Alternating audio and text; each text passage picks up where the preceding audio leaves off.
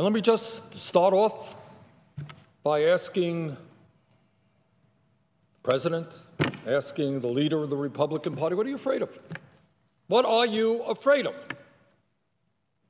Health care constitutes 1/6 of the American economy. It impacts every man, woman, and child in our nation.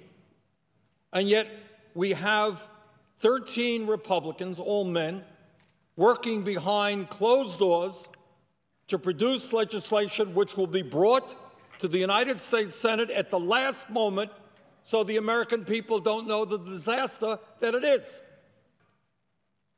And I should think that every Republican should be embarrassed by this, and I know that many of them are embarrassed about it.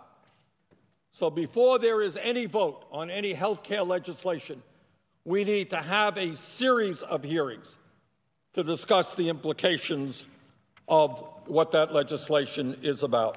Our job right now is to make sure that this disastrous Republican proposal never sees the light of day. And I would urge my Democratic colleagues, on behalf of the American people, the vast majority of whom know how bad this legislation is, that we have got to stand up and fight in an unprecedented way to make sure that that legislation never sees the light of day.